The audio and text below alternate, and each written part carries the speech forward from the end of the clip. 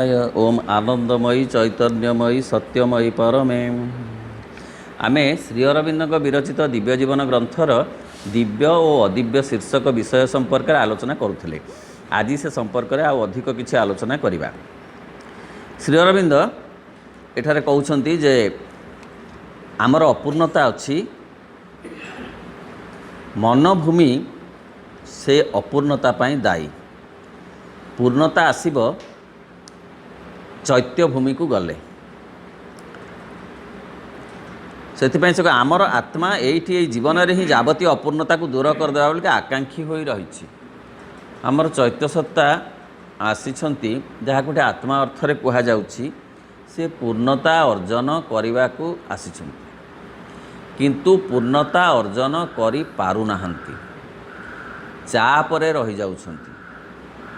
की चाप ना अहंकार अहंगर चाप कहार ना शरीर प्राण आउ मनर जो अहं से चाप दबा हेतु चैत्य सत्ता जेते विकसित हवा कथा होई पारु नाहंती। एपरिक से गोटे जन्म रे मध्य विकसित होका आछंती। जन्म ग्रहण करिसंती चैत्य सत्ता शरीर प्राण आउ मन को नेई। आउ थरे कहूछि जन्म ग्रहण करिसंती चैत्य सत्ता सांगरे आनिछंती उपकरण भावरे शरीर प्राण आउ मन को। चाल आमे समस्ते जीवा मते सहयोग करिब मोर विकास घटिबा होची जीवनर लक्ष्य। मोर विकास घटिले तम मानकर मध्य विकास हबो किंतु मो विकास नहेला पर्यंत तम मानकर विकास संभव नुहे। आग मते तमे विकसित कर तापर मु तुमको विकसित कर। यही कथारे बुझेई सुझेई चैत्य सत्ता आनीची शरीर को आनीची प्राण को आनीची मन किंतु से बुझारे से आउ बुझिबा को नाही। एमाने तांको निज निज बाटेरे जाउछंती। अहंग्र बाटरे शरीर ता अहं को साब्यस्त करुच्ची प्राण ता अहं को साब्यस्त करुच्ची मन ता अहं को साब्यस्त फल हो पारु ना। अपूर्णता दूर होनी किंतु से आकांक्षी हो रही। यही जन्म रे से भी चाहूँगी पूर्णता पाइब। यहीठार ही स्वविवर्तन और संग्राम द्वारा पूर्णता को जय कर आने को हम। यही ठारे कहीं माँ कहते पृथ्वी हूँ सर्वोत्तम क्षेत्र विकास पाई चेतनार। मृत्यु पर आउ विकास हबनी। जोठी रही जाइछि चैत्य विकास शरीर विकास किसी कथा नहीं। शरीर कौन रहिब ना सबुदिन रहिब चैत्य सत्ता। आर जन्म रे थिले ये जन्म रे अछंती आर जन्म रे भी रहिबे। सीए जेतिकी विकसित होइथिबे से सेतिकी रे मृत्यु बेला को रहिबे। पुणी आउ थरे आसिले सेठू स्टार्ट हबो। तेणु सी कहते कौन होना अपूर्णता संग्राम स्वविवर्तन चैत्य सत्ता निजर स्वविवर्तन पाई आसचंती। स्वविवर्तन चाहूँगी संग्राम भी करुछंती। तांको संग्राम भी करिया पड़ुची पूर्णता पाई।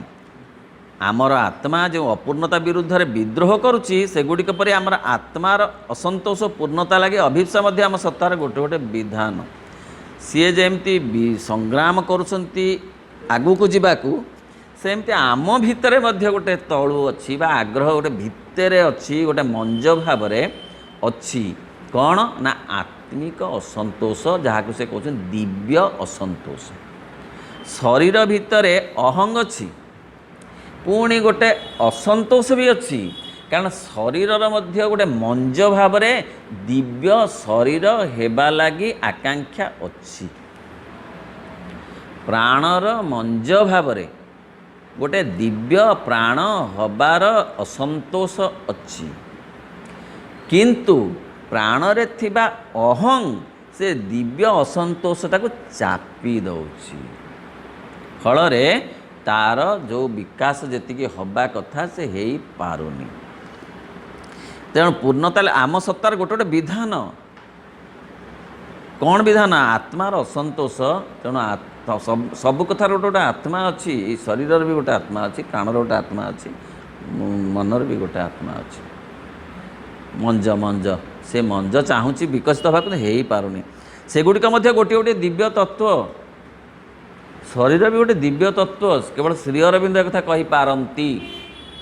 ଶରୀର ହେଉଛି ଦେବାଳୟ, ଶରୀରର ସୁସ୍ଥତା ହିଁ ଜଡ଼ ସେ ତାକୁ ଅନ୍ୟମାନେ ଯେପରି ଗ୍ରହଣ କରିଛନ୍ତି ଶ୍ରୀ ଅରବିନ୍ଦ ସେପରି ଗ୍ରହଣ କରିନାହାନ୍ତି ଶରୀରକୁ, ବରଂ ଶରୀରକୁ ଅଧିକ ଗୁରୁତ୍ୱ ଦେଇଛନ୍ତି।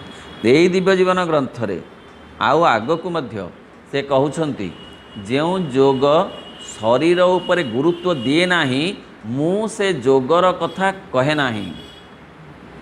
ପୁଣି କହୁଛନ୍ତି ଯେ ଶରୀର ହେଉଛି ମୂଳ ତତ୍ତ୍ୱ ଯିଏକି ଏଇ ଯୋଗରେ ସହଯୋଗ କରିବ। ଆଉ ପ୍ରାଣ ତ ନିଶ୍ଚିତ ତାଠୁ ଅଧିକ, ଶରୀର ମନ ତ ତାଠୁ ଅଧିକ। ସେଗୁଡ଼ିକ ମଧ୍ୟ ଗୋଟିଏ ଗୋଟିଏ ଦିବ୍ୟ ତତ୍ତ୍ୱ। କେଉଁଗୁଡ଼ିକ? ଶରୀର, ପ୍ରାଣ ଆଉ ମନ। ସେଇ ଅସନ୍ତୋଷ ଏକ ଦିବ୍ୟ ଅସନ୍ତୋଷ। ଚୈତ୍ୟ ସତ୍ତାର ଅସନ୍ତୋଷ ତ ରହିଛି ପରିପୂର୍ଣ୍ଣତା ପାଇଁ, ଏମାନେ ମଧ୍ୟ ଅସନ୍ତୋଷ ଅଛି। ନହେଲେ ଏ ଶରୀରରୁ ଦିବ୍ୟ ଶରୀର କସ୍ମିନ୍ କାଳେ ପ୍ରାପ୍ତ ହୋଇପାରନ୍ତା ନାହିଁ।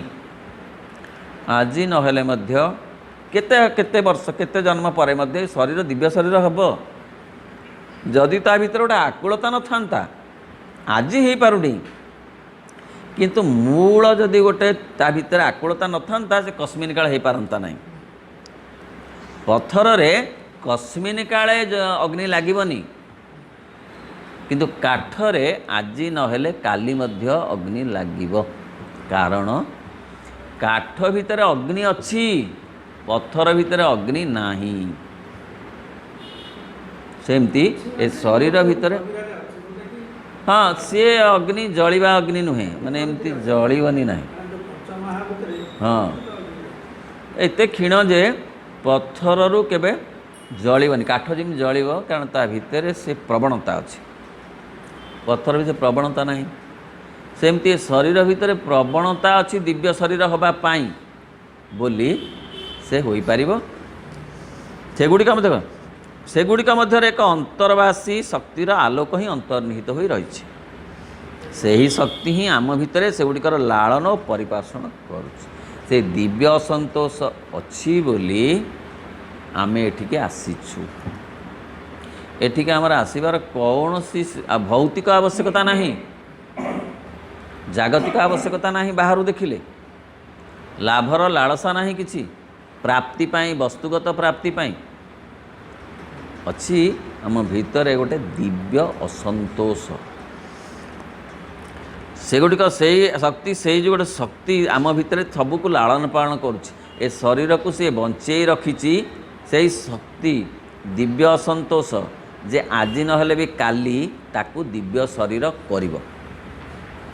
ପ୍ରାଣକୁ ବଞ୍ଚେଇ ରଖିଛି ସେଇ ଦିବ୍ୟ ଅସନ୍ତୋଷ, ଆଜି ନହେଲେ ବି କାଲି ତାକୁ ଦିବ୍ୟ ପ୍ରାଣରେ ପରିଣତ କରିବ। ମନକୁ ମଧ୍ୟ ସେପରି। ପରମ ସତ୍ୟ ସେହିଠାରେ କେବଳ ଆଧ୍ୟାତ୍ମିକ ଅନ୍ତପୁର ଭିତରେ ହିଁ ଏକ ଲୁକାୟିତ ସତ୍ୟ ମାତ୍ର ହୋଇ ନ ରହି ପ୍ରକୃତିର ବିବର୍ତ୍ତନ ସଙ୍ଗେ ସଙ୍ଗେ ଆପଣଙ୍କୁ ମଧ୍ୟ ଉନ୍ମୋଚିତ କରି କରି ଦେଉଥିବ। କହିଲେ କିପରି ଯେ ନା ପରମ ଦିବ୍ୟ ସତ୍ୟ ସିଏ ଆମ ଭିତରେ କେବଳ ଆଧ୍ୟାତ୍ମିକତା ବା ଚୈତ୍ୟ ସତ୍ତାର କେବଳ ବିକାଶ କରିବ ତା ନୁହେଁ, ସେ ସବୁ ସତ୍ତାର ବିକାଶ କରିବ। ସବୁ ସତ୍ତା ମାନେ ଶରୀର ସତ୍ତା, ପ୍ରାଣ ସତ୍ତା, ମନ ସତ୍ତା, ସବୁ ସତ୍ତାର ବିକାଶ କରିବ।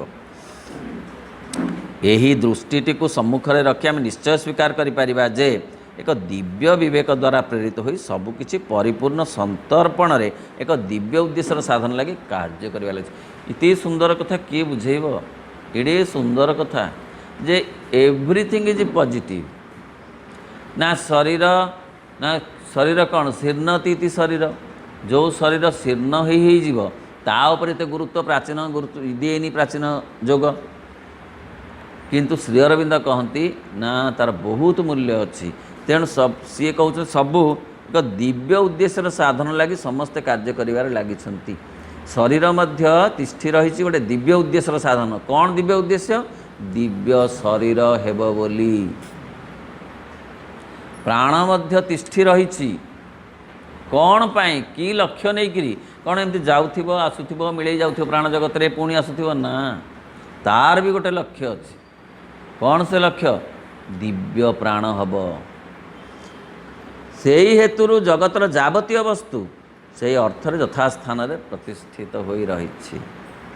ସେଇଥିପାଇଁ ସବୁ ଖଞ୍ଜା ଖଞ୍ଜା ହେଇଛି। ଶରୀର ଖଞ୍ଜା ହେଇଛି, ପ୍ରାଣ ଖଞ୍ଜା ହେଇଛି, ମନ ଖଞ୍ଜା ହେଇଛି, ବୁଦ୍ଧି ଖଞ୍ଜା ହେଇଛି, ବୋଧ ଖଞ୍ଜା ହେଇଛି, ଚିତ୍ତ ହେଇଛି, ଅହଙ୍କାର ହେଇଛି। କେଉଁ ଗୋଟିକ ତ ମୂଲ୍ୟହୀନ ନୁହେଁ। ପଞ୍ଚ ଇନ୍ଦ୍ରିୟ ମୂଲ୍ୟହୀନ ନୁହେଁ, କର୍ମେନ୍ଦ୍ରିୟ ମୂଲ୍ୟହୀନ ନୁହେଁ, ଜ୍ଞାନେନ୍ଦ୍ରିୟ ମୂଲ୍ୟହୀନ ନୁହେଁ, ମନ ମୂଲ୍ୟହୀନ ନୁହେଁ, ବୁଦ୍ଧି ମନ ମୂଲ୍ୟହୀନ ନୁହେଁ, ତା ଚିତ୍ତ ମୂଲ୍ୟହୀନ ନୁହେଁ, ଅହଙ୍କାର ମୂଲ୍ୟହୀନ ନୁହେଁ, ବୋଧ ମୂଲ୍ୟହୀନ ନୁହେଁ। ଯେତେ ଯେତେ ଇନ୍ଦ୍ରିୟର କଥା ଆମେ କହୁଛୁ, ଚତୁର୍ଦ୍ଦଶ ଇନ୍ଦ୍ରିୟର କଥା, କେହି ମୂଲ୍ୟହୀନ ନୁହନ୍ତି ଶ୍ରୀ ଅରବିନ୍ଦଙ୍କ ଧାରାରେ। ମାତ୍ର ଆମ ମତରେ କେବଳ ସେତିକି କହିଲେ ଦିବ୍ୟ ଅଭିପ୍ରେରଣ ବିଷୟରେ କଦାପି ସମୁଦାୟ କଥା କୁହାଯିବ ନାହିଁ। ଏମାନଙ୍କ ଭିତରେ ଅଛି ଦିବ୍ୟ ସନ୍ତୋଷ ଅଛି ସବୁ ସତ୍ତା ଭିତରେ, ଏତିକି କହିଦେଲେ ହେବନି। କାରଣ ଯାହା ହୋଇପାରିବ ପ୍ରକୃତରେ ହେବ, କେବଳ ତାରି ପୃଷ୍ଠଭୂମି ଉପରେ ହିଁ ଆମେ ଯାହା କିଛି ରହିଛୁ। କହିଦେଲେ ହେବନି। କିପରି ତାହା ହେବ ସେ କଥା ଆମର ଆଲୋଚନାର ବିଷୟ। ଏହା ହେବା ଉଚିତ, ଏହା ହେବା ପାଇଁ ଆସିଛି। ଯେ କେମିତି ହେବ? ଏଇ କେମିକାଲରେ ଏଇ କେମିକାଲ ମିଶିଲେ ଏଇଆ ହେବ, ହେଲେ ସିନା ପ୍ରାକ୍ଟିକାଲ ଦେଖେଇବାର ଅଛି, କହିଲେ ତ ହେବନି। ତେଣୁ କେବଳ ତାରି ପୃଷ୍ଠଭୂମି ଉପରେ ହିଁ ଆମେ ଯାହା କିଛି ତାହାର ଔଚିତ୍ୟକୁ ପ୍ରମାଣ କରିପାରିବା। ପ୍ରଥମଟି ଦ୍ୱାରା ହିଁ ଦ୍ୱିତୀୟଟିର ପରିପୂର୍ଣ୍ଣ ସାର୍ଥକତା ତୃପ୍ତି ସାଧନ ହୋଇପାରିବ ବୋଲି କହିପାରିବା। ପ୍ରଥମେ ଆମେ ଦେଖିବା ଯେ ଦ୍ୱିତୀୟଟିର ଅର୍ଥ ତାଙ୍କର ଯେଉଁ ବିକାଶ ହେବ, ଯେଉଁ ରୂପାନ୍ତର ହେବ, ଶରୀର ଦିବ୍ୟ ଶରୀର, ପ୍ରାଣ ଦିବ୍ୟ, ସେଇଟା କେଉଁଥିରେ ହେବ? ପ୍ରଥମଟା ଯୋଗୁଁ ଦ୍ୱିତୀୟଟା ହେବ। ଦିବ୍ୟ ଯେଉଁ ଅସନ୍ତୋଷ ଭାବଟା ସାବ୍ୟସ୍ତ ହେଲେ ରୂପାନ୍ତର ଘଟେ। ଅସନ୍ତୋଷଟା ସାବ୍ୟସ୍ତ ହେବ କେମିତି? ନା ଅହଂ କମିଲେ। ଅହଂ ଯେତିକି କମିବ ଦିବ୍ୟ ଅସନ୍ତୋଷ ସେତିକି ବଢ଼ିବ। ଦିବ୍ୟ ଅସନ୍ତୋଷଟା ଖରାପ ନୁହଁ, ଏ ଜାଗତିକ ଅସନ୍ତୋଷ ନୁହଁ। ମୁଁ ଆଉ ୟା ପାଇଥାନ୍ତି, ତା ପାଇଥାନ୍ତି, ଏମିତି ହେଇଥାନ୍ତି, ରଜା ହେଇଥାନ୍ତି, ମନ୍ତ୍ରୀ ହେଇଥାନ୍ତି, ସେ ଅସନ୍ତୋଷ ନୁହେଁ। ସେ ଯେଉଁ ଦିବ୍ୟ ଅସନ୍ତୋଷକୁ ଚାପି ଦେଉଛି ଅହଂ। ଅହଂ କମିଲେ ସେଥିପାଇଁ ସିଏ କହୁଛନ୍ତି ରିନାଉନ୍ସିଏସନ୍ ଅଫ୍ ଇଗୋ। ହଁ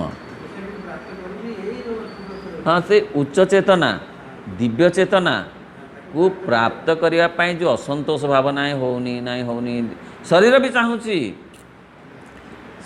ବି ଚାହୁଁଛି, ତିଷ୍ଠି ରହନ୍ତା ନା ପ୍ରମାଣ, ନା କାଟି ହେଇଗଲେ ଯୋଡ଼ି ଦେଉଛି। ମଇଲମ ନ ଲଗେଇଲେ ମଧ୍ୟ ସେ ମନକୁ ଯୋଡ଼ି ଦେଉଛି। ହାଡ଼ ଭାଙ୍ଗିଗଲେ ଭିଡ଼ିକିରି ତାକୁ ନ ପକାଇଲେ ମଧ୍ୟ ସେ ଯୋଡ଼ି ଦେବ। ତେଣିକି ତୁମର ଚାଲି ନ ପାର, ସେଇଟା କଥା ସେ ପଡ଼ିନି। ମୋ କଥା ବୁଝି ହେଉଛି? ସେଥିପାଇଁ କୌଣସି ତାକୁ ବେଦ ବିଦ୍ୟା ଅର୍ଜନ କରିବାକୁ ପଡ଼ୁନି। କାଟି ହେଇଗଲେ 2-4 ଦିନରେ ମନକୁ ସେ ଶରୀର ଚାହୁଁଛି ମୁଁ ରହିବି ଦୀର୍ଘ ଦିନ ସବୁଦିନ ପାଇଁ ବୋଲି ସେ କଥା ସେ କରୁଛି। ଆମ ଅଲକ୍ଷ୍ୟରେ କରିଦେଉଛି। ତା ଭିତରେ କ'ଣ ସାମର୍ଥ୍ୟ ନାହିଁ? ତା ଭିତରେ କ'ଣ ଚେତନା ନାହିଁ? ତା ଭିତରେ କ'ଣ ବୁଝିବାର ଶକ୍ତି ନାହିଁ? ଅଛି। କ'ଣ ବୁଝିବାର ଶକ୍ତି? ଯେ ମୁଁ ରହିବି ସବୁ। ଦିବ୍ୟ ଅସନ୍ତୋଷ ହିଁ ଚାହୁଁଛି ସେ ବହୁତ ଦିନ ରହିଲେ ବହୁତ ଉଚ୍ଚକୁ ମାନେ ଆହୁରି ଉଚ୍ଚ ଚେତନାକୁ ଯାଆନ୍ତୁ। ତେଣୁ ଔଚିତ୍ୟ ପ୍ରମାଣ ପ୍ରଥମଟି ଦ୍ୱାରା ଦ୍ୱିତୀୟଟି ଗଲା। ତୃପ୍ତି ଦ୍ୱିତୀୟଟିର ପରିପୂର୍ଣ୍ଣ ସାଧନ ତୃପ୍ତି ସାଧନ ହୋଇପାରିବ ବୋଲି କହିପାରିବା। ଏଥିରେ କୌଣସି ସନ୍ଦେହ ନାହିଁ ଯେ ଦିବ୍ୟ ବିବେକ ମଧ୍ୟରେ ଏପରି ଏକ ଉନ୍ମୋଚକ ବ୍ୟଞ୍ଜନା ରହିଛି ଯାହାକି ସଂସାରର ବସ୍ତୁ ସକଳ କେବଳ ଯେପରି ଭାବରେ ଅଛି ତାହାରି ଦ୍ୱାରା ହିଁ ସେଗୁଡ଼ିକର ଔଚିତ୍ୟ ପ୍ରମାଣ କରିଦେଇପାରିବ। ଯେଉଁଠି ଯିଏ ଅଛନ୍ତି ସେ ଯଥାସ୍ଥାନରେ ସ୍ଥାପିତ ହୋଇଛନ୍ତି ତାଙ୍କ ଦ୍ୱାରା। ଆମେ କେତେବେଳେ ଭୁଲ ବୋଲି କହିପାରିବା ନାହିଁ। ଯେଉଁ ଶରୀର ଆମକୁ ମିଳିଛି ସେ ଶରୀର ଆମ ଚୈତ୍ୟ ସତ୍ତା ନିର୍ବାଚନ କରିଛନ୍ତି ତାଙ୍କର ବିକାଶ ପାଇଁ ଓ ସାଇମଲ୍ଟାନିୟସଲି ଶରୀରର ମଧ୍ୟ ବିକାଶ ପାଇଁ। ଯେଉଁ ପ୍ରାଣ ଆମର ମିଳିଛି ଆମକୁ, ଆମେ ଯେଉଁ ପ୍ରାଣରେ ଅଛୁ ସେ ପ୍ରାଣ ତ ଚୈତ୍ୟ ସତ୍ତା ସେ ପ୍ରାଣକୁ ସିଲେକ୍ଟ କରିକି ଆଣିଛନ୍ତି, ତାଙ୍କର ବିକାଶ ହେବ ସାଇମଲ୍ଟାନିୟସଲି ପ୍ରାଣର ମଧ୍ୟ ବିକାଶ ହେବ। କିଏ ତାହେଲେ କରୁନି, ଗୋଲମାଲ କରିଦେଉଛି ନା ଅହଂ କିଛି କରେଇ ଦେଉନି, ଏପଟ ସେପଟ କରିଦେଉଛି। ଶ୍ରୀ ଅରବିନ୍ଦ କହୁଛନ୍ତି ତୁମେ କେବଳ ସେଇ ଗୋଟାକ ଚିହ୍ନ ଆଉ ତାକୁ ଚୁମୁଟିକିରି କାଢ଼। ନା କାଢ଼ିଲେ ସେ ପଳେଇ ଆସୁଛି ନା ମାଆଙ୍କ ପାଦ ତଳେ ଥୁ ଆଉ ପଳେଇ ଆସିପାରିବନି। ସେଇଠି ତା'ର ରୂପାନ୍ତର ହେବ। ସଂବାଳୁଆକୁ ସେ ମାଆଙ୍କ ପାଦ ତଳେ ଥୋଇଲେ ସେ ପ୍ରଜାପତି ହେବ। ସଂବାଳୁଆକୁ କାଢ଼ିକିରି ବାହାରେ ପକାଇଦେଲେ ସେ ଘିଡ଼ି ପୁଣି ଆସିବ। ଏଇ ହେଉଛି ତଫାତ୍। ତାରି ଦ୍ୱାରା ସବୁଠି କହୁଛି ଆମ ଏଇ ଭୂମିର ବୁଦ୍ଧିଟି କେବଳ ବସ୍ତୁଗୁଡ଼ିକର ବାହ୍ୟ ଅର୍ଥଟିକୁ ବୁଝିପାରିବ। ଏଇ ଯେଉଁ କଥା ସବୁ ଚର୍ଚ୍ଚା ହେଲା, ଇଏ ସବୁ ଆମର ମନର ଯେଉଁ ବୁଦ୍ଧି, ସେ ବୁଦ୍ଧି ବାହାର ଅର୍ଥ ବୁଝିବ, ଏଇ ଗଭୀର ଅର୍ଥକୁ ବୁଝିପାରିବନି। ଯେ କ'ଣ ପୁଣି ହେବ, ଦିବ୍ୟ ଶରୀର କ'ଣ, ଦିବ୍ୟ ପ୍ରାଣ, ଏସବୁ ବୁଝିପାରିବନି। ଆମ ଏହି ଭୂମିର ବୁଦ୍ଧିଟି କେବଳ ବସ୍ତୁଗୁଡ଼ିକର ବାହ୍ୟ ଅର୍ଥଟିକୁ ବୁଝିପାରିବ, କେବଳ ସେଗୁଡ଼ିକର ପ୍ରାତିଭାସିକ ରୂପଟିକୁ ଦେଖାଇ ଦେଇପାରିବ। ଆମେ ଯାହା ଦେଖୁଛୁ ଏ ଆଖିରେ, ଶୁଣୁଛୁ ଯାହା କାନରେ, ଏ ସବୁ ହେଉଛି ପ୍ରାତିଭାସିକ ରୂପ। ସତ ରୂପ ଆମେ ଦେଖୁନୁ। କେତେ ସୁନ୍ଦର କଥା ସେ କହୁଛନ୍ତି। ଆମେ ଗୋଟେ ମଣିଷକୁ ଦେଖୁଛୁ, କ'ଣ ମଣିଷକୁ ଦେଖୁଛୁ? ତା'ର ପ୍ରାତିଭାସିକ ରୂପ। ପ୍ରାତିଭାସିକ ରୂପ ମାନେ କ'ଣ? ତା'ର ଯେଉଁ ଛାୟାଚ୍ଛନ୍ନ ରୂପଟା, ତା'ର ଯେଉଁ ପ୍ରତିବିମ୍ବଟା। ଆମେ ବିମ୍ବକୁ ଦେଖୁନୁ, ପ୍ରତିବିମ୍ବକୁ ଦେଖୁଛୁ। ଦର୍ପଣ ଭିତରେ ଯେଉଁ ଚିତ୍ରଟା ଆସେ ସେଇଟା ହେଉଛି ତା'ର ପ୍ରାତିଭାସିକ ରୂପ। ବୁଝି ହେଉଛି? ସେଇ ତାରି ରୂପ, ପ୍ରାତିଭାସିକ ରୂପ। ସିଏ ତା'ର ଅସଲ ସ୍ୱରୂପ ନୁହେଁ, ପ୍ରକୃତ ରୂପ ନୁହେଁ, ପ୍ରାତିଭାସିକ ରୂପ। ଆମେ ଯାହା ଦେଖୁଛୁ ଏଇଟା ସବୁ ପ୍ରାତିଭାସିକ ରୂପ। କାହାର? ନା ମୂଳ ରୂପର। ଗଛ ଆମେ ଦେଖୁଛୁ, ସେଇଟା ହେଉଛି ମୂଳ ରୂପର ଦିବ୍ୟ ସ୍ୱରୂପର, ଭଗବତ ସ୍ୱରୂପର। ସେ ହେଉଛି ପ୍ରାତିଭାସିକ ସ୍ୱରୂପ। ମଣିଷ ବି ସେଇଆ, ଜୀବଜନ୍ତୁ ସବୁ ସେଇଆ। ତେଣୁ ପ୍ରାତିଭାସିକ ରୂପକୁ ଆମେ ପ୍ରାତିଭାସିକ ରୂପଟି ଦେଖାଇ ଦେଇପାରେ। ଆମର ଯେଉଁ ବୁଦ୍ଧି, ମନ, ଜ୍ଞାନ ଯେତିକି ଅଛି ସେସବୁ ଆମେ ପ୍ରାତିଭାସିକ ରୂପକୁ ଦେଖାଇବ। ସେମିତି ଏଇ ଯେଉଁ ଶବ୍ଦ ନା, ତା'ର ପ୍ରାତିଭାସିକ ଶବ୍ଦ ଶୁଣଉଛି। ଅସଲ ଶବ୍ଦ ଆମେ ଏପର୍ଯ୍ୟନ୍ତ ଭଗବାନଙ୍କ ଶବ୍ଦ ଆମେ ଶୁଣିନୁ ଆମ କାନରେ। ଆମ କାନ ଶୁଣିପାରିବ ନାହିଁ ଭଗବତ ଶବ୍ଦ। ଯାହା ଶୁଣିବ ସେଟା ସବୁ ସେଇ ଭଗବତ ଶବ୍ଦର ପ୍ରାତିଭାସିକ ଶବ୍ଦ। ମାତ୍ର ତାଠାରୁ ଭିନ୍ନ, ସୂକ୍ଷ୍ମତର ଓ ଅଧିକ ଗଭୀର ଭାବରେ ରହିଥିବା ବସ୍ତୁଗୁଡ଼ିକ ଯଥାର୍ଥ ତାତ୍ପର୍ଯ୍ୟ, ସତ୍ୟର ରହସ୍ୟଟିକୁ ଉଦ୍ଘାଟିତ କରିଦେଇ ଦିବ୍ୟ ବିବେକ ଆମକୁ ସେଗୁଡ଼ିକର ଯଥାର୍ଥ ପରିଚୟ ଅବଶ୍ୟ ଦେଇପାରିବ। ଯେଉଁ ଡିଭାଇନ୍ କନସାଇନ୍ସ, ଏଇ ଯେଉଁ ଦିବ୍ୟତ୍ୱର କଥା କୁହାଯାଉଛି, ଦିବ୍ୟ ଅସନ୍ତୋଷ, ଦିବ୍ୟ ଚେତନା, ଦିବ୍ୟ ରୂପାନ୍ତର, ଏଇ କଥାଗୁଡ଼ିକ ଆମକୁ ପ୍ରକୃତରେ ଯଥାର୍ଥ ଆମର ଯେଉଁ ଉଦ୍ଘାଟନ କରିଦେବ ଆମର ଅସଲ ସ୍ୱରୂପକୁ, ଆମର ଅସଲ ଲକ୍ଷ୍ୟକୁ। ଆମର ଲକ୍ଷ୍ୟ ହେଉଛି ଯେ ଏଇ ଦିବ୍ୟ ଅସନ୍ତୋଷକୁ ପାଥେୟ କରି ଅଗ୍ରଗତି କରିବା ଚେତନାରେ ଓ ରୂପାନ୍ତର ପ୍ରାପ୍ତ ହେବା। ସେଗୁଡ଼ିକର ପରିଚୟ ଦେଇପାରିବ। ମାତ୍ର କେବଳ ଏତିକି ବିଶ୍ୱାସରେ ହିଁ ଆମେ କେବେ ହେଲେ ସନ୍ତୁଷ୍ଟ ହୋଇ ରହିପାରିବା ନାହିଁ। ଶ୍ରୀ ଅରବିନ୍ଦ କହୁଛନ୍ତି ଏତିକି ଥିଓରିଟିକାଲି ଶୁଣିଗଲେ ଯଥେଷ୍ଟ ହେବନି। ପ୍ରାକ୍ଟିକାଲି ଆମକୁ କ'ଣ କରିବାକୁ ପଡ଼ିବ ଏବଂ ତାହାକୁ ଲାଭ କରିବା, ବସ୍ତୁଗୁଡ଼ିକର ଆଧ୍ୟାତ୍ମିକ ରହସ୍ୟଭେଦ କରିପାରିବା ଭଳି ଏକ ସମାଧାନର ସନ୍ଧାନ କରିବା ଓ ତାହାକୁ ଲାଭ କରିବା ହେଉଛି ଆମ ସତ୍ତାର ଯଥାର୍ଥ ବିଧାନ। ସନ୍ଧାନ କରିବା ଓ ଲାଭ କରିବା, ଶୁଣିବାକୁ ନୁହେଁ। ଶୁଣିଲୁ ମାନବ, ଦିବ୍ୟ ମାନବ ହେବ, ଏମିତି ଲକ୍ଷେ ବର୍ଷ ଶୁଣିଲେ କିଛି ହେବନି। କ'ଣ କରିବାକୁ ପଡ଼ିବ କହ? ଠିକ୍ ନା? ମେଡ଼ିସିନଟା ଖାଇଲେ, ଏଇ ମେଡ଼ିସିନଟା ଖାଇଲେ ଏ ରୋଗ ଭଲ ହୁଏ, ଶୁଣିଲେ କ'ଣ ହେବ? ମେଡ଼ିସିନଟା ସିନା ଖାଇଲେ ହେବ। କୌଣସି ଦର୍ଶନ ତତ୍ତ୍ୱ ଦେଇ କେବଳ ଏକ ବୁଦ୍ଧିଗତ ପରିଚୟ ଲାଭ କଲେ କିମ୍ବା ବସ୍ତୁଗୁଡ଼ିକ ମଧ୍ୟରେ ଏକ ଦିବ୍ୟ ଭାବ, ଦିବ୍ୟ ଉଦ୍ଦେଶ୍ୟ ଅବଶ୍ୟ ରହିଛି, ମାତ୍ର ତାହା କେବେ ହେଲେ ଆମର ଅଧିଗମ୍ୟ ହୋଇପାରିବ ନାହିଁ। କହିଲେ ଆମର ହଁ ଠିକ୍, ବସ୍ତୁ ଭିତରେ ସବୁ ଭଲ ମଞ୍ଜ କଥା ସବୁ ଠିକ୍ ଅଛି, ଶରୀର ଭିତରେ ସବୁ ଅଛି। ଦିବ୍ୟ ଶରୀରର ମଞ୍ଜି ଅଛି ଶରୀରରେ, ଦିବ୍ୟ ପ୍ରାଣର ମଞ୍ଜି ଅଛି ପ୍ରାଣରେ। ଠିକ୍ ହେଲା ଯେ ସେତିକି, ତାହେଲେ ସେତିକି ଆମର ଏଇଟା ଶୁଣିଗଲେ ସେଇଟା ହେବନି। କାରଣ ଆମ ମନ ଆମକୁ ତ ଏଇ ଶବ୍ଦରେ କେତେଟା ଶୁଣେଇ ଦେଉଛି, କିନ୍ତୁ ଆମକୁ ଠିକ୍ ଭାବରେ ଗାଇଡ଼ କରିପାରିବନି। ଚୈତ୍ୟ ସତ୍ତା ଗାଇଡ଼ କରିବେ। କ'ଣ ପାଇଁ? ନା ରୂପାନ୍ତର କ୍ଷେତ୍ରରେ। रूपांतर हेले ही जीवनर लक्ष्य साधित हम। ताहेले अधिक यही विचार कर प्रत्येक वस्तु जो अवस्था अच्छी एक निरासक्त हृदबोध द्वारा ताहाको केवल ताहा ही बोली स्वीकार करने आमको से समाधान मिलगला बोले आदौ कह ना। आमे जेपरी अच्छु चमत्कार अच्छु टीवी देखुचु गंडिए खाऊचु बेस भलरे अच्छु एमिति देखिले दिव्य असंतोष यह नुहे। यह होची साधारण संतोष जागतिक संतोष।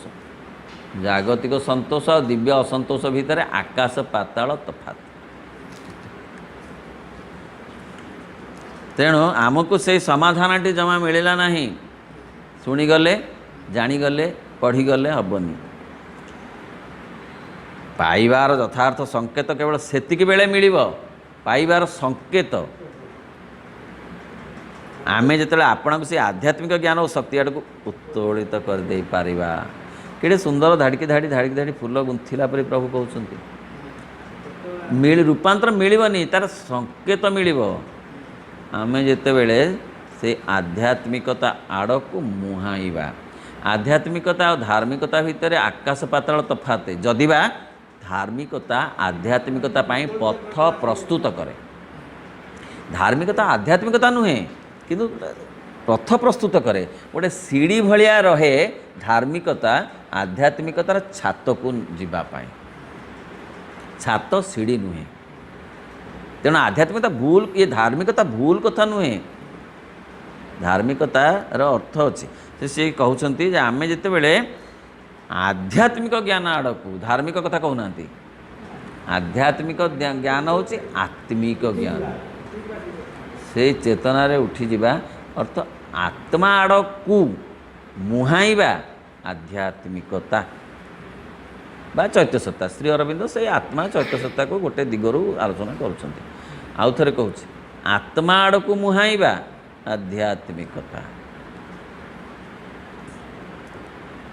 से ज्ञान एका बेले रूपांतरित कर दे पारिबो आम जीवनर जो ज्ञान हो जो शक्ति की आम जीवनर विधान व्यापार तथा बाह्य रूप गुड़ को एका बेले रूपांतरित कर किए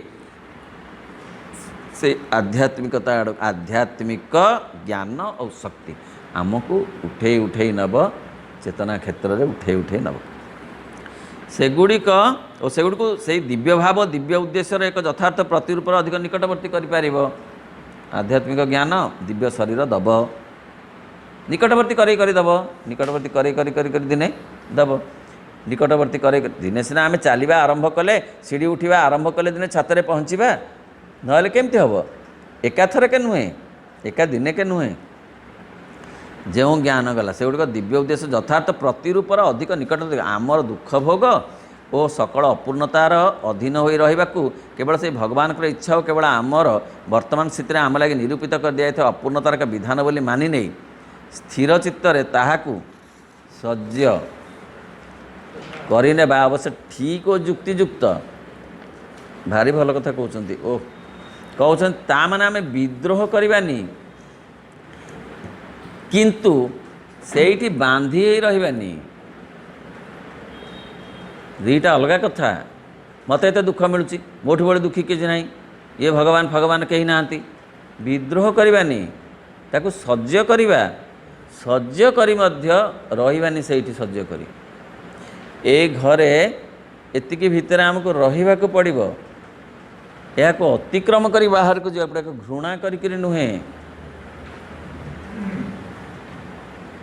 ताको एड़ी दे चली जावा नहीं यहाँ करने अवश्य ठीक और युक्तियुक्त कहले हाँ हाँ निजको निजे ग्रहण करवा सबुठ ठीक माने सबुठ बड़ जिनस मनस्तत्वविद मैंने कहते आमे कहीं केते दुख करूँ ना आमे निजको निजे एक्सेप्ट करूना। मो कथा बुझी होची आमे अन्य को एक्सेप्ट करूँ से बहुत भलरे अच्छा ए बढ़िया पेंट सार्ट पिंधुंट मोठू निकोच्छा कहीं ना आमे केबे निजको एक्सेप्ट करिनु जो दिन पर्यंत आमे निजको एक्सेप्ट करिनु निजको माने निज शरीर को प्राण को चैत्य सत्ता कौन आम अनुभव कलुनी कि आमे जो तीनिटा सत्ता को अनुभव करुचु शरीर को अनुभव करुचु प्राण को भी अनुभव करुँ, भोक शोष अनुभव करुँ, मन को अनुभव करुँ। कारण भागवत कहगला जे मन को अनुभव करिवार बाट कौन, शरीर को अनुभव करिवार ना जन्म आउ मृत्यु। शरीर को अनुभव, मोर शरीर अच्छी मान तार जन्म अच्छी गोटे मृत्यु। प्राण को अनुभव करिवो केमिति बाटरे ना भोक आउ शोष। मन अच्छी बोली अनुभव केमती हम कौन चिपिकी तक देखिए कौटी मन अच्छी माइक्रोस्कोप रे अनुभव हम केमी ना सुख आउ दुख। ये अनुभव आमर अच्छी, जन्म मृत्यु अनुभव, भोक शोष अनुभव, सुख दुख अनुभव। किंतु असुविधाटी कौन ना आमे आम शरीर को एक्सेप्ट करना, आम प्राण को आमे एक्सेप्ट करना, माने आमे ताको अनुमोदन करना। हाँ करिचु करिनु आमे सेतिरे जागतिक दृष्टि संतुष्ट नुहे, जागतिक दृष्टि नहले तो आम शरीर रहंतानी। आमे जदि आमको एक्सेप्ट न करि थांतु, जहाँ भाई कहले ठीक कथा, आमे जदि भितरे अंतस्तर रे एक्सेप्ट न करि थांतु आमे तिसी रहि पार न थांतु। आमे किए, आमे हूँ चैत्य सत्ता, आम चैत्य सत्ता एक्सेप्ट करिछि बोली आमे अछु। मात्र जेतिकी एक्सेप्ट कले चैत्य सत्ता आउरी विकसित हुअंता आमे सेतिकी करि पारुनु। एकदम ठीक कथा। साइकोलोजिस्ट मान तो एक कथा कहउछंती, श्री अरविंद केड़े सुंदर कहउछंती, ताहा ठीक आ युक्तियुक्त आमको जहाँ मिली आमे ताको ग्रहण करिबा। मात्र से भली सह्य करनेबा सहित सब गोटे शर्त मध्य रहबा उचित। मानि नेले यथेष्ट नुहे। यही शर्तटी हूँ जे यही अशुभ कष्टभोग को पारी हो यार ऊपर को उठी जावाक। एडे सुंदर कथा किए कहब, किए कहब एडे सुंदर कथा। कहले ठीक अच्छी आमे आग मानि नेबु, ठीक अच्छी मते जहाँ मिली ठीक, एमती शरीर मिली ठीक, यहाँ को व्यवहार करी मु आउ आगु को जीवी। सह्य करने सहित आम सह्य करूँ, विद्रोह करूनी। विद्रोह कले जंत्रणा बढ़ीजीव। प्राण रे विद्रोह कले प्राणर जंत्रणा बढ़ीजीव। मन रे विद्रोह कले तो असंभव प्रकार कथा सब घटिव। मनर विद्रोह तो अस्वाभाविक कथा सब घटिव, जोटा कि कही हेनी। बुझी हो ना, माने असंभव कथा सब घटिव। पृथ्वी माटी तलू खसीज आ कौन कौन कर मन हम जोड़ा कही हे नहीं। माने कौन से पोखरी डाई पड़ो, नई की डाई पड़ो, समुद्र कौन से गोटे मन आ शरीर को मध्य एक्सेप्ट न कले शरीर को से जंत्रणा दब। से माँ कहते जंत्रणा है बेले तुम शरीर को ठार निजको अलगा चेष्टा कर, अलगा करने फल शारीरिक जंत्रणा कमिज। एवं भगवान को सेते समर्पण कर सब जंत्रणा को, ताले जंत्रणा तुमर कमिज।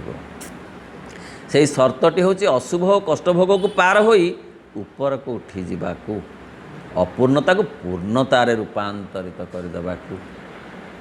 कहीं कष्ट होची ना अपूर्ण बोली, शरीर अपूर्ण अच्छी बोली शारीरिक कष्ट होची, प्राण अपूर्ण बोली प्राणिक कष्ट होची, मन अपूर्ण बोली मानसिक कष्ट होची। पूर्ण ये जो कथा ना या कहीं पर्यंत कही नथिले, अन्य माने आगरू कही जे कष्टरू पारी होबाकू चाह कि ना आज्ञा ना छाड़िकी तुम्हें जाओ भारी आत्मा को परमात्मा संगे मिसई देले आउ पुनरपि जन्म पुनरपि मरण हेनी। आउ तेणु तुमको शरीर तो दरकार नहीं, शरीर ग्रहण तुम करनी। शारीरिक कष्ट पाइब कौटू? शिर नास्ति, शिर नास्ति, शिर तो नास्ति आ पीड़ा हम कौटी? श्री अरविंद कहले नाई नाई शिर अस्ति किंतु पीड़ा नास्ति। यही हूँ तफात। से कहले कि सब पारी अपूर्णता को पूर्णतार रूपांतरित करने को हम। आमर जो अपूर्णता सब अच्छी पुनः एवं दिव्य प्रकृतिर एक उच्चतर विधान भीतर को आपना को उत्तीर्ण करने को आमे आमरी भितर से भगवान विधान रूप अनुभव करने को समर्थ हवा। तेणु आमे से दिव्य प्रकृतिर उच्चतर विधान भीतर को आम दिव्य प्रकृति चाहे आमे भी आम शरीर प्रकृतिर एक अंश, आम प्राण प्रकृतिर अंश, आम मन भी प्रकृतिर एक अंश। से दिव्य प्रकृति चाहे ये सब उत्तोलित हुंतु, एमान सब उपरकू उपरकू चेतन जातु। आमर ये मानुषी चेतना मध्य एक सत्तागत सत्यादर्शर एक दिव्य प्रकृतिर और प्रकाशोन्मुख एक देवत्वर एक प्रतिमूर्ति सब विद्यमान रही। बेस बुझीगला, सब बेले गोटे दिव्यत्व आम भितर अच्छी, किंतु आम भितर थिबा अहं जे कि आसुरिकतार प्रतीक, अदिव्यत्वर प्रतीक, सी ए दिव्यत्व को फुटे देऊ ना, फुटेबा को विरोध करुचे। से उच्चतर सत्यटी सहित आपणार संबंध निरूपण कला बेले आमे आम जीवन अपूर्णतामय वर्तमान स्तर आपेक्षिक दृष्टि एक अदिव्य जीवन बोली अवश्य वर्णना करिपारिबा। आपेक्षिक दृष्टि भारी सुंदर शब्द प्रयोग कर प्रभु। आमे वर्तमान जीवन को अपूर्ण जो अदिव्य जीवन बोली कहूँ, किंतु एटा आपेक्षिक सत्य, अपूर्णता अच्छी किंतु पूर्ण हबार संभावना अच्छी। से आपेक्षिक, आपेक्षिक शब्दर अर्थ होची रिलेटिव ट्रुथ। एटा आब्सोल्यूट ट्रुथ नुहे बहुटा वर्तमान जो जीवन रिलेटिव ट्रुथ होता आपेक्षिक जीवन अर्थ एटा पूर्ण, एथरे खाद मिशिची किंतु सुना भी अच्छी, खाद मिशिची सुना मध्य अच्छी, खाली खाद नुहे किंतु खाली सुना मध्य हेइनी। से गोटा खाली खांटी सुना हम जहाँ को कहा जाउची दिव्य शरीर, दिव्य प्राण, दिव्य मन रे दिव्य जीवन। दिव्य जीवन होउची जहाँ कहते खांटी सुनार जीवन। वर्तमान होइची खाद आउ सुना मिसार जीवन, तेणु आपेक्षिक भाव आम कहवा जे हूँ गोटे अदिव्य जीवन। अदिव्य जीवन रिजेक्टेड नुहे, दिव्य जीवन विपरीत नुहे। दिव्य जीवन मुखा पिंधिले हुए अदिव्य जीवन। आउ थे कहूँ दिव्य जीवन मुखा पिंधिले हुए अदिव्य जीवन। दिव्य शरीर मुखा पिंधिले हुए ए प्राणिक शरीर। दिव्य प्राण मुखा पिंधिले हुए जागतिक प्राण। बुझीगला? तेणु मुखा पिंधिले कि मनुष्यटा ठीक अच्छे भितर हनुमान मुखा पिंधि बोली हनुमान परी लगुच, किंतु से सत्य हनुमान नुहे। आमे आम जीवनर से उच्चतर आमर यही मानुषी चेतना मध्य एक सत्तागत सत्यादर्शर एक दिव्य प्रकृतिर प्रकाशोन्मुख एक देवत्वर एक प्रतिमूर्ति सब विद्यमान अच्छे। से उच्चतर सत्य सहित आपणार संबंध निरूपण कला बेले आमे आम जीवनर अपूर्णतामय वर्तमान स्तर टी आपेक्षिक दृष्टि एक दिव्य जीवन बोली अवश्य कहीपर। जो जागतिक परिवेश आमे आपणार यात्रा आरंभ करिछु सेटिक मध्य अदिव्य परिवेश बोली कहीपर। परिवेशर ये भूमिटे जो अपूर्णता गुड़िक रही ताहाको आमे आम आगरे उपस्थापित होउथिबा दिव्य सत्ता और दिव्य प्रकृतिर प्रथम छद्मवेश बोली जानिबा मुखा। अपा बुझी होउछि ना? पहले आमे जो आसीचु आमे गोटे गोटे मुखा अहंकार आमरे गोटे गोटे मुखा अहंकार अहंगर मुखा आमे पिंधिक आसु। शरीर गोटे मुखा पिंधिची, प्राण भी गोटे मुखा पिंधि। हनुमान मुखा सतमान नुहे लांगुड़ एडा बड़ सत लांगुड़ अच्छी मनुष्य गोटे लांगुट अच्छी कि हनुमान एडा बड़ लांगुट लंबी से तार छद्मवेश। असल जो मनुष्यटीर जो मनुष्य को आम XYZ ता ना कौन हो कौन हो तार गोटे छद्मवेश हूँ वर्तमान ये जो हनुमान वेश। सेमती आमर ये जो जीवन ये हूँ गोटे सेमती मुखा पिंधा जीवन। गोटे आम शरीर भी प्राण भी मन भी आम आप यात्रा आरंभ जो करूँ जो परिवेश सी सेमती गोटे आपेक्षिक दिव्य ये शब्द को बुझा दरकार। अदिव्य होता तो रिजेक्टेड, आपेक्षिक दिव्य तो अर्थ तार आवश्यकता अच्छी एतर सुवर्ण अच्छी ता फिंगी देवार नुहे बर खादटा को विचार करिवार अच्छी सुना अच्छी से ता ना होचे आपेक्षिक जीवन। आमको जो परिवेश दि जाइए आमको से आपेक्षिक परिवेश दिखाई आम डेभलप करी बोली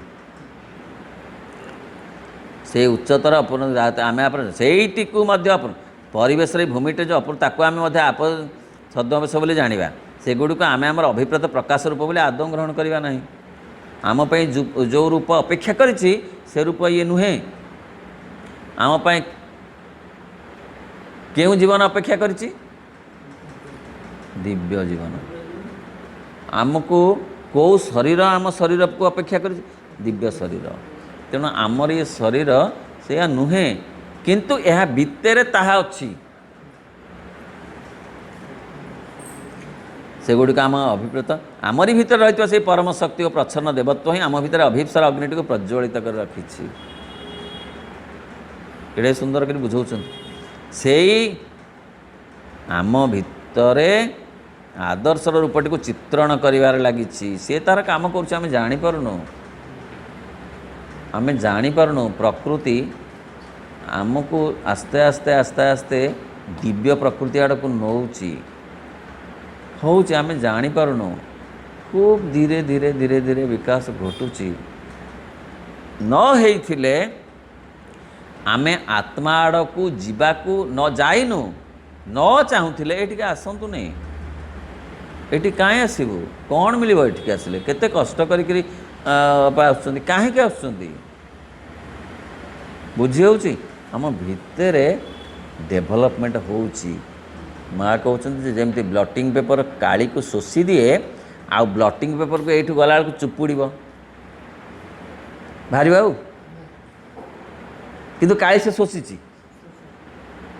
किंतु काली आउ चुपुड़े बाहर ठीक से माँ कहते ब्लटिंग पेपर काली को शोषी नेला भली समग्र चेतना आम चैत्य सत्ता आम अलक्ष्य ये सब कथा को शोषी दे पुणी चाहूँ शोषिब कहीं से शोषिब परिपूर्णता आसवा पर्यंत सी शोषिब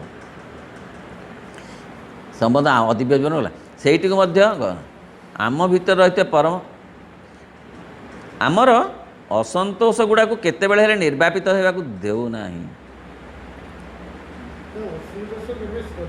सरबनी से ही छद्मवेश काढ़ी फिंगी देवा लगे आमको आग को ठेली ठेली नौ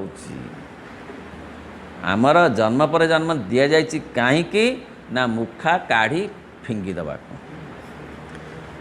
अहं गोटे मुखा पिंधि लगे देछि आमर काम होउछि काढ़ी तक फोपाड़ी देवा काढ़ी फोपाड़ी देले आमर असल स्वरूपटा आसीबो तेणु प्रज्वलित आमर असंतोष गुड़ा गला ठेल ठेल अथवा वेदोक्त भाषा कह गले जागतिक जीवटीर व्यक्त आत्मा मन प्राण और देह भितर आम परम देवत्वर आविर्भाव रूपायन और उद्घाटन करदेवा लगे आमको अग्रसर कर नौछि प्रकृत में प्रकृति ताहा ही कर नौछि आम जीवन आम जन्म आमर वर्तमान प्रकृति जो स्तर रही से ही उद्घाटन उद्देश्य गति करुवा परिवर्तन क्रम केवल एक मध्यवर्तीकालीन स्तर तेना आम प्रकृति दिव्य मान दिव्य प्रकृति आड़ को जाऊँगी आमे मझिरे अच्छु प्राणीत्व पशुत्व गोटे पटे दिव्यत्व आ गोटे पटे आमे मझिरे अच्छु आमे आब्सोल्यूट ट्रुथ हेइनु कि बिल्कुल फॉल्सहुड नुहे माने मिथ्या नुहे कि पूर्ण सत्य नुहे गोटे मझिरे आमे अच्छु कौन ता ना होची आपेक्षिक सत्य खांटी सुनार अलंकार हेइनु कि पितल अलंकार मध्य नुहे लुहार अलंकार नुहे गोटे खाद मिशा सुनार अलंकार आमे तेना आविर्भाव जो से उद्घाटन उद्देश्य मध्यवर्तीकालीन जीव स्तर आमर ये अपूर्ण अवस्थाटी आउ एक उच्चतर अधिक प्रशस्त अधिक महान स्थितर उपलब्धि लगी अग्रसर हो जिबार एक आदिबिंदु मात्र तेणु ये सबू आमर आरंभ हाँ आमे ये स्टार्ट करुचु जेतेबेले आमे आग्रह प्रकाश करुचु अर्थ स्टार्ट करुचु जे रनर दौड़े से गोटे स्टार्टिंग पॉइंट नब ना जो मन इच्छा दौड़ स्टार्टिंग पॉइंट कौन जन्म जन्म धरी ना जन्म जन्म धरी प्रस्तुति अच्छी यही सब प्रस्तुति प्रस्तुति गुड़ाक हूँ स्टार्टिंग पॉइंट प्रस्तुति आ अग्रगति प्रस्तुतिर भित्तिर अग्रगति हम तेणु अग्रसर हो आदि बिंदु दिव्य असंतोष हूँ गोटे आदिबिंदु। दिव्य असंतोष एक सुजोग अवसर मात्र। आमको गोटे सुजोग रूप में दि जाइए जीवन अग्रगति करने को, रूपांतर होबाकू, चैत्य आविष्कार करने को, दिव्य जीवन आड़ को जावाकू आमको एक सुजोग स्वरूप दि जाइए। जीवन सुजोग को आमे केते ग्रहण करिपारचु न पारचु सेटा अलगा कथा। उपलब्धिर से स्थिति हूँ एक दिव्य स्थिति एवं एक पूर्ण स्थिति। उपलब्धि कले कौन उपलब्धि? पूर्णतार पूर्ण स्थितिर गोटे उपलब्धि पाई आमे आसीचु।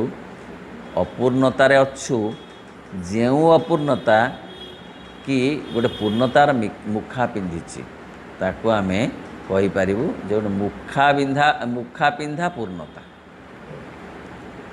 से स्थिति केवल अंतरस्थित प्रच्छन्न दिव्य आत्मा द्वारा ताहा खाली से अंतर भितर परिपूर्ण हो ता नुहे, सत्तार व्यक्त बाह्यतम रूप में ताहा दिव्य रूपे प्रकाशित हम। आम आलोचना करुले सब खाली चैत्य सत्ता नुहे। आगुरी जमी आत्मा परमात्मा केवल आत्मा पूर्णता प्राप्त होता परमात्मा को उपलब्धि करी सेमती नुहे। ये कहते सबु सत्ता मध्य पूर्णता पाइबे। मात्र ये सब सिद्धांत आमर अंतर्गत आत्म अभिज्ञता।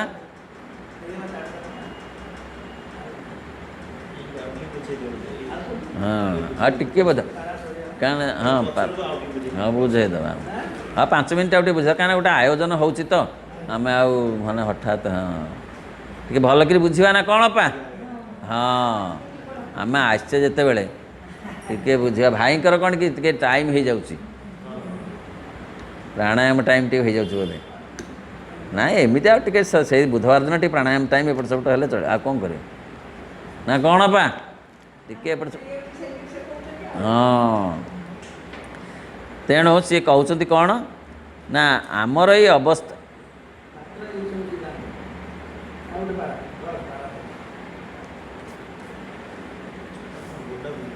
हाँ उपलब्धिर से स्थिति हूँ एक दिव्य स्थिति। माने उपलब्धि पर जो स्थितिटा आसीबो चैत्य सत्ता को उपलब्धि कले जो स्थिति आसीबो चैत्य सत्ता को उपलब्धि सेटा दिव्य स्थिति पूर्ण स्थिति आसीबो हेले उपलब्धि हेले जो स्थिति आसीबो पूर्ण स्थिति सेटा हूँ दिव्य स्थिति हम सेटा चैत्य सत्तार उपलब्धि हेले चैत्य सत्ता भितरु आसुथिबा आलोक द्वारा यही मन प्राण शरीर आलोकित हेबे नहेले माने सेमती अंधार अधा छाई अधा अंधार जन्म जन्म धरी रहिबे। सी होचंती सूर्य चैत्य सत्ता होचंती सूर्य। सूर्य उदय हेले अंधार जीव किंतु सूर्य उदय न हो आम जिते आलुओ लगौनु कि ये कौन अंधार हो पूरा एवं बुझी हो कथा। मन प्राण जे माने विज्ञान बल रे मनर काम विज्ञान गवेषणा करुच्ची विज्ञान सब कथा करुच्ची केते सहज करछि जीवन को सुविधा करछि किंतु कौन चैत्य सत्तार आविष्कार करि पारुछि करि पारुनि। दर्शन दर्शन जो फिलॉसफी केते केते तत्व कहूँ केते तत्व प्राच्य दर्शन पाश्चात्य दर्शन चैत्य सत्तार आविष्कार करि पारुछि करि पारुनि केही करि परिबेनि केही करि परिबेनि केवल चैत्य सत्ता आविष्कार हेले से सूर्य स्वरूप सूर्य जिते बड़े आसीजे सबुआड़ आलुओ हो जिते एक तक आलुओ हो सेतक अंधार अच्छी एतक आलुओ करछि किए ए बल्ब माने ये बल्ब आलुओ कौन दिन ना ये सामयिक टिके आड़े देइछि किंतु ये पूर्ण भाव में अंधार को दूर करि पारे ना। अंधार को दूर करने पाई दरकार ता केवल अंतरस्थ प्रच्छन्न दिव्य आत्मा द्वारा ताहा खाली से अंतर भितर परिपूर्ण हम। सूर्य आसीगले सूर्य जे केवल से ही जगह को आलोकित करेंगे बा निजे आलोकित होइके आसीबे सेटा नुहे से सबुआड़ आलोकित करदे सारा पृथ्वी अर्थ शरीर को मध्य से आलोकित करेंगे किए चैत्य सत्ता ଖାଲ ଖମା ବିଲ ବଣ ସବୁଆଡ଼େ ଆଲୋକ ହେଇଯାଉନି, ସମୁଦ୍ର ନଦୀ ସବୁଆଡ଼େ ଆଲୋକିତ ହେଇଯାଉଛି। କେତେବେଳେ ନା ଯେତେବେଳେ ସୂର୍ଯ୍ୟ ଉଦୟ ହେଇଯାଉଛନ୍ତି। ସେମିତିକା ଚୈତ୍ୟ ସତ୍ତା ଯେତେବେଳେ ଉଦିତ ହେଇଯିବେ ସେ ଶରୀରକୁ ଆଲୋକିତ କରିଦେବେ, ପ୍ରାଣକୁ ଆଲୋକିତ କରିଦେବେ, ମନକୁ ଆଲୋକିତ କରିଦେବେ। ସତ୍ତାର ବ୍ୟକ୍ତ ବାହ୍ୟତମ ରୂପରେ, ବାହାର ରୂପରେ ବ୍ୟକ୍ତ ରୂପରେ, ସତ୍ତାର ଯେଉଁ ବ୍ୟକ୍ତ ରୂପ, ଶରୀର ବ୍ୟକ୍ତ ରୂପ, ତାର ମନ ପ୍ରାଣ ଗୋଟେ ବ୍ୟକ୍ତ ରୂପ, ତାହା ମଧ୍ୟ ଦିବ୍ୟ ଭାବେ ପ୍ରକାଶିତ ହେବ। ଶରୀର ଦିବ୍ୟ ହେବ, ପ୍ରାଣ ବି ଦିବ୍ୟ, ଆଉ ପରିପୂର୍ଣ୍ଣତା ଲାଭ କରିବ। ଶ୍ରୀ ଅରବିନ୍ଦଙ୍କର ପାଠ ହେଉଛି ପରିପୂର୍ଣ୍ଣତା। ପ୍ରାଚୀନ ଯୋଗର ପାଠ ହେଉଛି ଆତ୍ମବିଲୋପ। ଶ୍ରୀ ଅରବିନ୍ଦ ନିଜେ ଲେଖିଛନ୍ତି ପ୍ରାଚୀନ ଯୋଗର ଲକ୍ଷ୍ୟ ହେଉଛି ଆତ୍ମବିଲୋପ, ନିଜକୁ ବିଲୋପ କରିଦେବା। ହେଲା, ମୁଁ ଆଉ ପୃଥିବୀକୁ ଆସିବିନି, ମୁକ୍ତି, ମୁଁ ଆଉ ପୃଥିବୀକୁ ଆସିବିନି। ଭାଇ ଯାହା କହୁଛି ମୁକ୍ତି ପାଇଲେ ମୁଁ ଆଉ ଆସିବିନି ତ, ଆଉ ମୋ ନିଜକୁ ନିଜେ ବିଲୋପ କରିଦେବି। ଶ୍ରୀ ଅରବିନ୍ଦ କହୁଛନ୍ତି ମୋ ଯୋଗର ଲକ୍ଷ୍ୟ ହେଉଛି ଆତ୍ମବିକାଶ। ବିକାଶ ଆଉ ବିଲୋପ କ'ଣ ସମାନ ଶବ୍ଦ? ମୋର ହେଉଛି ଡେଭଲପମେଣ୍ଟ, ମୁଁ ଡେଭଲପ୍ କରିବାକୁ ଚାହୁଁଛି ପୂର୍ଣ୍ଣ ଯୋଗ ମାନେ। ତେଣୁ ଅପୂର୍ଣ୍ଣତା ଯେଉଁ ଅଛି ଜୀବନରେ,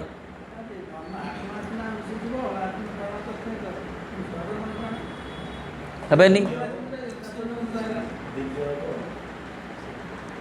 ଯେଉଁ ପ୍ରାଚୀନ ଧାରାରେ ବ୍ୟକ୍ତିଗତ ଆତ୍ମା ମିଶିଗଲା ପରମାତ୍ମାଙ୍କ ସାଙ୍ଗରେ, କିନ୍ତୁ କେବଳ ବ୍ୟକ୍ତିଗତ ଆତ୍ମା ଏ କଥାର ସବୁକିଛି ନୁହେଁ, ଗୋଟେ ବିଶ୍ୱର ଆତ୍ମା ଅଛି। ଶ୍ରୀ ଅରବିନ୍ଦ କହୁଛନ୍ତି, ମା କହୁଛନ୍ତି ଗୋଟେ ବିଶ୍ୱର ଆତ୍ମା ଅଛି, ବିଶ୍ୱର ପ୍ରାଣ ଅଛି, ବିଶ୍ୱର ମନ ଅଛି, ବିଶ୍ୱ ଶରୀର ବି ଅଛି। ସେଥିରୁ ପୂର୍ଣ୍ଣତା ନ ଆସିଲା ପର୍ଯ୍ୟନ୍ତ ଏ ବ୍ୟକ୍ତିଗତ ସାଧନାରେ ଖାଲି ମିଶିଗଲେ କିଛି ହେଲା ନାହିଁ। ହେଲା କି? କିଛି ହେଲାନି।